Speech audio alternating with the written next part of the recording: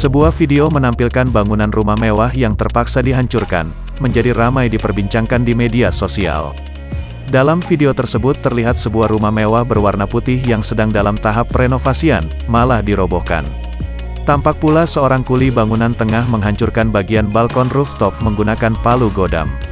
Alhasil, dari yang awalnya rumah itu berdiri tegak, kini menjadi hancur pada bagian atas dan dipenuhi dengan puing-puing beton. Tak lupa disematkan pula deskripsi sang pengunggah dalam video tersebut. Rumah baru jadi terpaksa harus dihancurkan, dan benar-benar harus diratakan cuma gara-gara masalah sepele, tulis si pemilik akun. Sudah berjuang, berhayal, ngabisin tabungan, sampai jual mobil. Imbuh pengunggah video tersebut.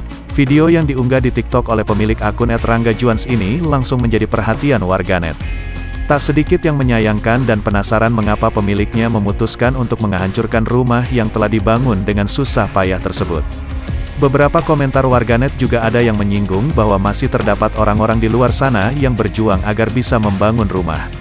Setelah dikonfirmasi oleh Tribun Tanda Hubung Video.com pada Senin, tanggal 10 Januari tahun 2022, si pengunggah sekaligus pemilik rumah mewah tersebut memberikan klarifikasinya. Ia menuturkan, perumahan bagian belakang rumahnya yang berada di kota Bandar Lampung, Provinsi Lampung itu terkena longsor pada awal tahun 2021.